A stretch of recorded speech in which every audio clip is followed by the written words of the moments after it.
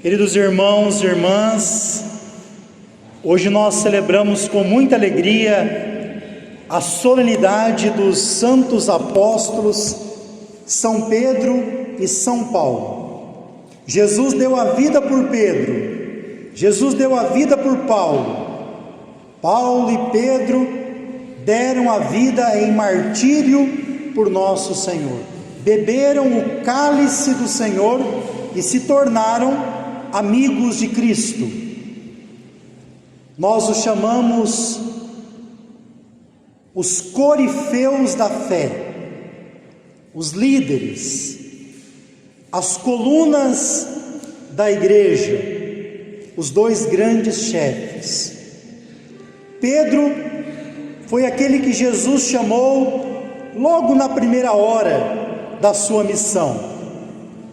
Pedro é de uma região chamada Galileia.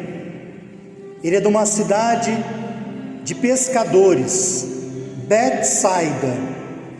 Pedro é um homem rude, um pescador, mas um homem muito firme na sua fé. Um dia Jesus estava lá no mar da Galileia e o viu com o seu irmão André, como viu também Tiago e João. E Jesus disse para eles: segue-me. Pedro deixou imediatamente tudo. Aquele olhar, aquele chamado mudou a vida de Pedro. Deixou para ganhar, deixou para seguir, deixou não para perder, mas para se enriquecer do único que pode preencher a nossa vida. Pedro apostou e seguiu Jesus. Em um dos evangelhos ele é chamado de Simão Bar-Jonas, Simão filho de Jonas. E Jesus vai mudar o nome dele de Simão para a missão que ele vai exercer. Nós, quando somos batizados, nosso nome muda. Nós não somos mais o fulano, a ciclana. Com o batismo nós recebemos uma dignidade. Nós somos agora o Mário, a Joana, o André, o Carlos, filhos de Deus. Nosso nome, ele é acrescentado porque nós somos batizados. Marcou em nós a marca indelével do batismo. Nós somos de Deus. Deus muda o nome de Simão para uma missão, Quefas. Tu agora se chamará Pedro. Diz o evangelho de hoje: sobre esta pedra eu edificarei a minha igreja. Pedro vai estar à frente, mas a igreja é dele, é de Cristo. Por isso Pedro não é um nome qualquer. Pedro é uma missão. Pedro é um ministério. Hoje, Pedro para nós é o Papa Leão XIV. É aquele que Cristo escolheu. Você tem o direito de não gostar do Papa, você é livre. Mas a doutrina do Papa é a doutrina de Cristo. Um católico que vai contra a doutrina do Papa não está em comunhão com Cristo. Mas nós, como bons católicos, devíamos amar o Papa. O Papa é Pedro para nós, não é um nome qualquer. Pedro foi colocado à frente do colégio dos 12, por isso ele é o primeiro, é quem preside, é quem toma a última decisão. Quando teve que escolher um novo apóstolo no lugar de Judas, é Pedro que toma a frente. Quando Pedro e João, na ressurreição, correm até o túmulo, João chega primeiro, mas não entra. Ele espera a autoridade da igreja, que é Pedro, para entrar primeiro. É a Pedro que Jesus ressuscitado também aparece na ressurreição. Nosso primeiro chefe chegou a negar Jesus 3 vezes. Quem foi na missa ontem, da vigília, viu um evangelho tão bonito, aonde nesse evangelho Jesus também por 3 vezes vai olhar para Pedro e dizer para ele: Simão, filho de João, tu me amas? E Jesus pergunta com a palavra agapau, que é o amor pleno. E Pedro responde com amor: sim, Senhor, tu sabes que eu ainda amo e caio, amo e peco. Sim, Senhor, tu sabes que eu te filéu, com amor de amizade.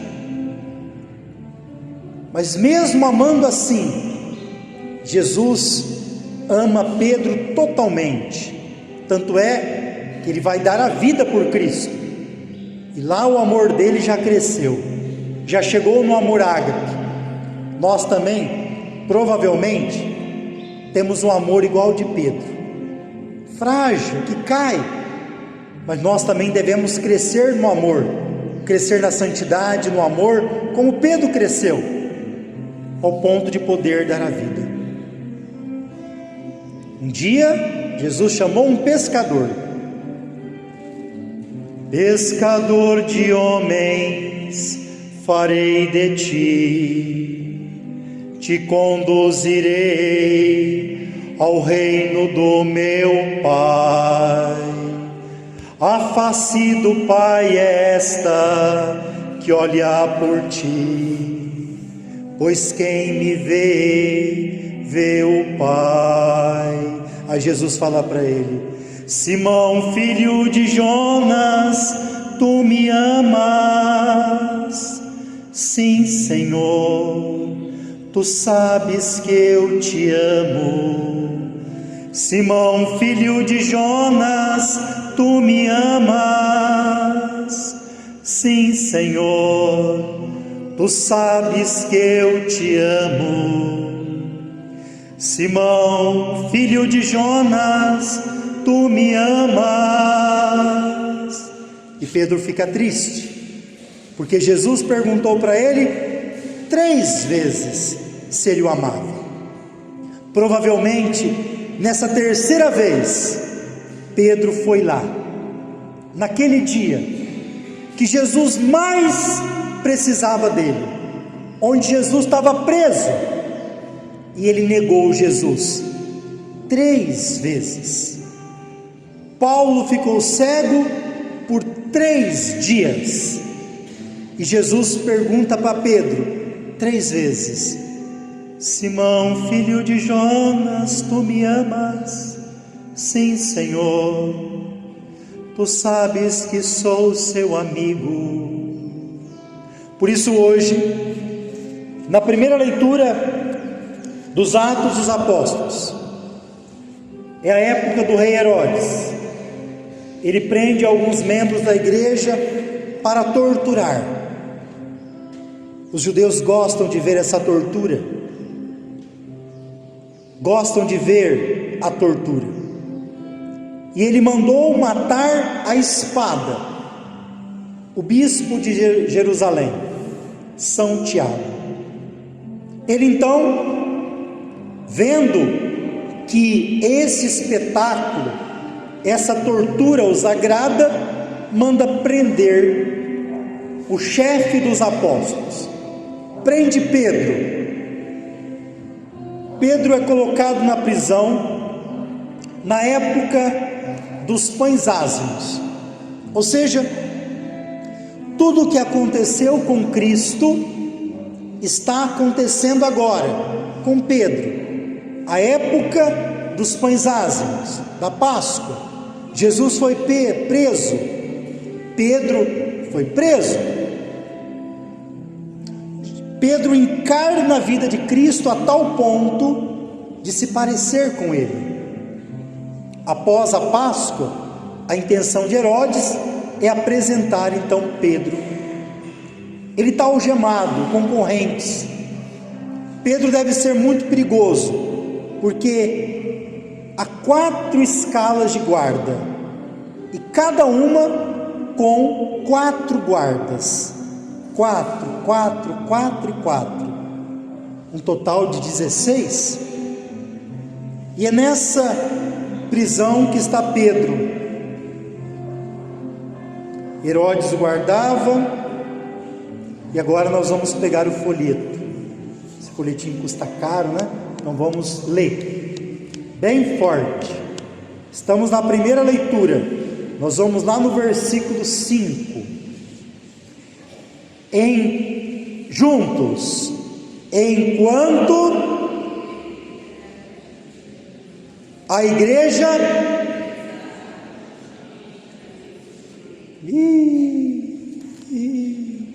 Você já rezou pelo Papa essa semana? Enquanto Pedro era mantido na prisão, a igreja rezava continuamente por Pedro, pelo primeiro Papa. É nossa missão rezar pelo Papa. Ele estava preso, a igreja estava rezando por ele. O nosso Papa tem uma missão muito grande, e nós podemos ajudar através da oração, do óbolo de São Pedro e tantas outras coisas. Reze pelo Papa, é tão importante como a igreja aqui rezava por ele. E nesse momento, Deus envia a Pedro um anjo. Perceba como isso é importante. Quando Deus envia um anjo, é para confirmar a missão, é para que Pedro seja liberto, porque Deus quer. Um dia Deus enviou um anjo à Virgem Maria, para que ela fosse a mãe do Filho de Deus. Enviou um anjo para São José, para ele não ir embora e assumir a missão de pai adotivo de Jesus. Um dia Deus enviou o arcanjo Rafael a Tobias, para libertar Sara, para curar o seu pai da cegueira. O anjo de Deus entra na cela, tudo é iluminado com uma luz. O anjo toca o ombro de Pedro. Pedro levanta, coloca o cinto, unge, coloca as sandálias, porque você vai ainda andar muito em missão, e vem. Pedro pensou até que ele estava sonhando com aquela cena tão extraordinária, e ele vai seguindo. As correntes caem, passa pela primeira, segunda guarda, o portão de ferro se abre, e Pedro então se encontra fora da prisão. E ele ainda vai dizer assim: agora sei de fato que o Senhor enviou o seu anjo para me libertar do poder de Herodes. Segunda leitura de hoje é como se fosse um testamento espiritual. Paulo está falando com Timóteo como seria importante que um dia a gente também chegasse a essa maturidade de fé que nós vamos ver aqui, que tem São Paulo. Ele tem a consciência que ele está prestes para morrer, martirizado. Se aproxima os dias do seu martírio. Ele diz 3 coisas. A primeira: combati o bom combate. Você já imaginou quantos combates Pedro e Paulo combateram? Tem gente que na primeira dificuldade, num combatezinho, já fala: eu vou desistir. Nossa, se for para ter esses combates eu nem vou. Tem outros que ainda falam assim: nossa, Deus já me livrou dessa daqui, dessa enrascada.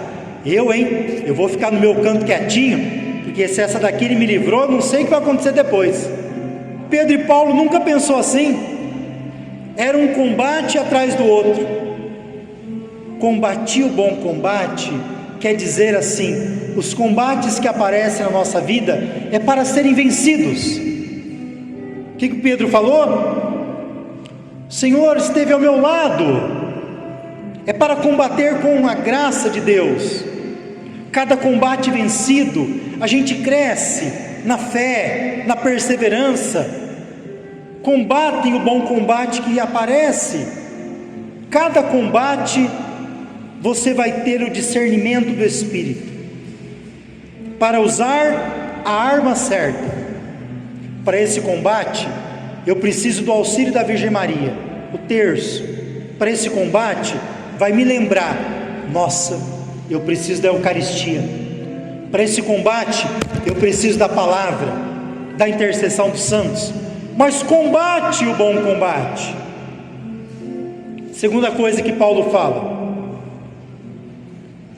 completei a corrida.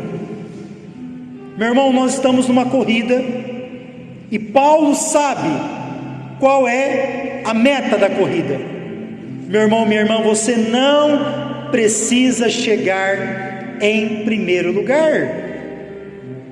Você pode chegar até em último, mas complete a corrida. Chegue. Você pode chegar na corrida como São Sebastião, cheio de flechas.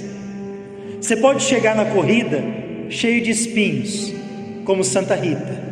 Você pode chegar na corrida chagado, como São Francisco, como São Padre Pio, mas chegue. Chegue. Martirizado, mas chegue. São Pedro foi crucificado de cabeça para baixo. São Paulo foi decapitado pela espada, mas chegaram, completaram a corrida. E terceira coisa, talvez seja uma coisa moderna e a mais desafiadora hoje: guardei a fé. O Evangelho vai dizer assim: Pedro, tudo que tu ligares na terra será ligado no céu. Se o Papa canoniza um santo na terra, ele é santo no céu, pode interceder. A doutrina que o Papa nos escreve, a exortação, a encíclica, liga a terra ao céu. Portanto, guardar a fé. Será que nós guardamos a fé católica? O depósito da fé católica.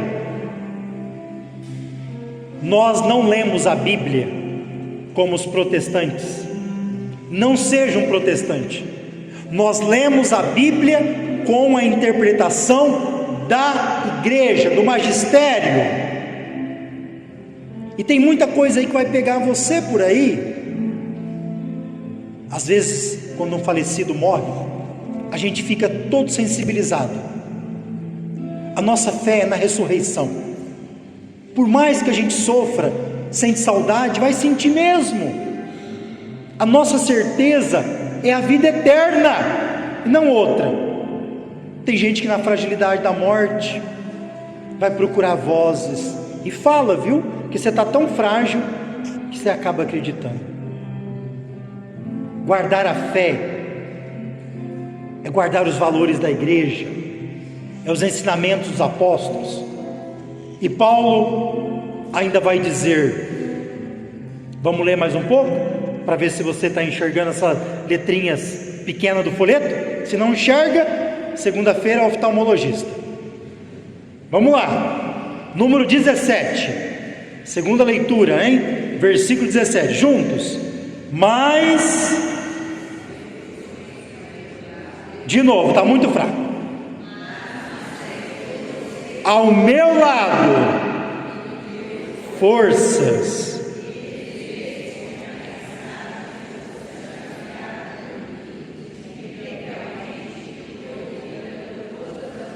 Olha que bonito.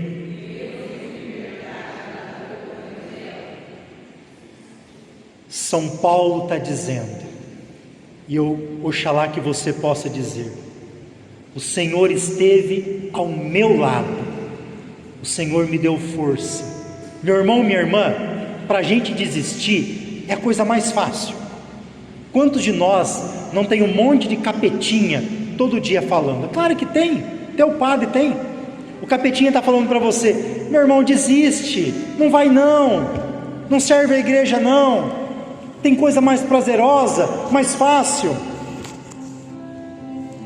Paulo está falando: não, o Senhor esteve ao meu lado. Paulo foi um homem muito estudioso, estudou numa das escolas de referência da época, a escola de Gamaliel, falava línguas, sabia muito das escrituras, mas não conhecia Jesus. Escrituras, Antigo Testamento. Tem gente que sabe a Bíblia até de cor, mas não conhece Jesus. É tão diferente. Esse Saulo, um dia, Jesus se encontrou com ele, não na carne. Paulo viveu na época de Jesus, mas não o conheceu.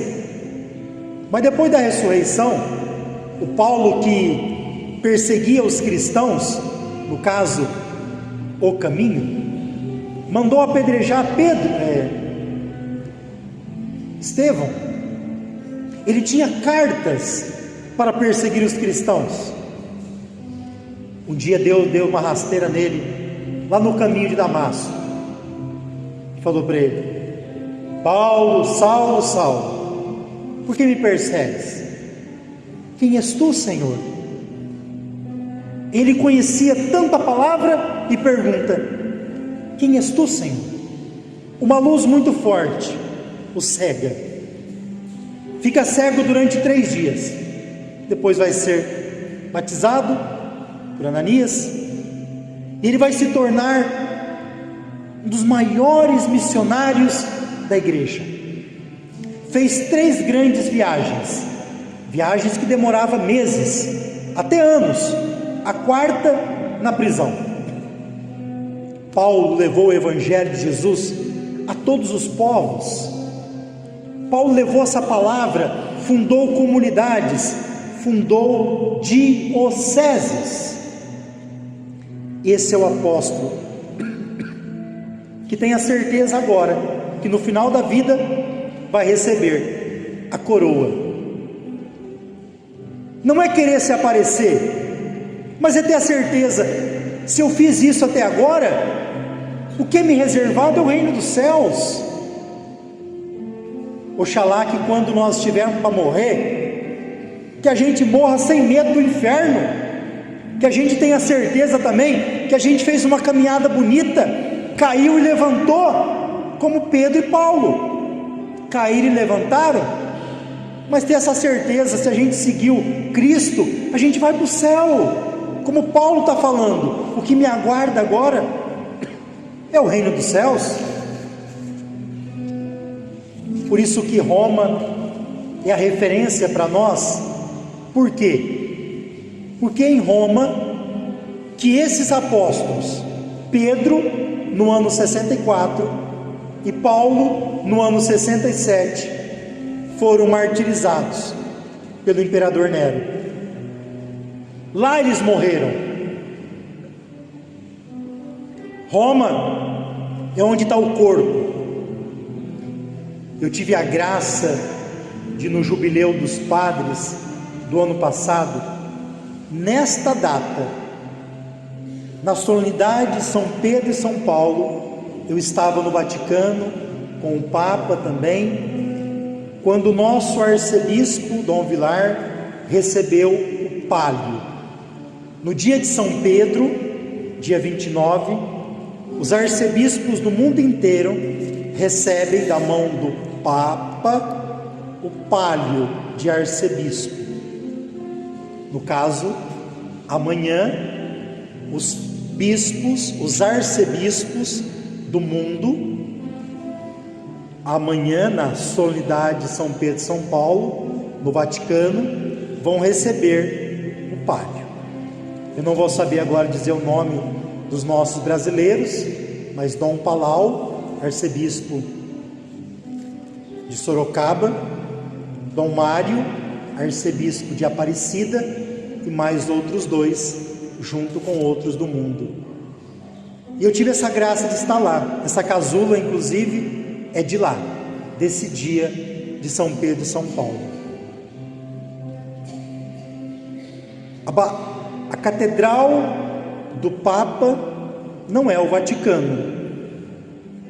A catedral do Bispo de Roma é a Basílica de São João do Latrão. As duas grandes basílicas são basílicas túmulos.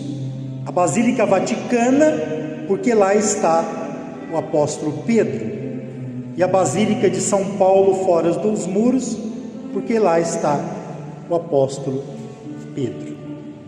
Por isso que Roma é essa referência, porque lá estão os apóstolos.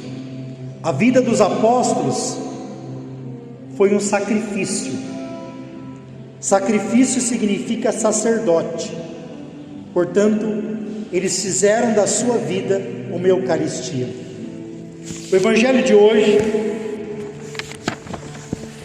que todos nós conhecemos, Jesus leva os apóstolos a uma região chamada Cesareia de Filipe, afastada da capital. Só Jesus e os apóstolos, para que eles de modo livre possam responder. E Jesus pergunta: quem dizem que eu sou? Quem estão dizendo por aí, vocês que ouvem, que eu sou? Ah, mestre, uns estão dizendo que o senhor é João Batista, outros que é Jeremias, outros que é Elias, ou um dos profetas. É tanta coisa dizendo quem é Jesus, mas ele é mais do que isso.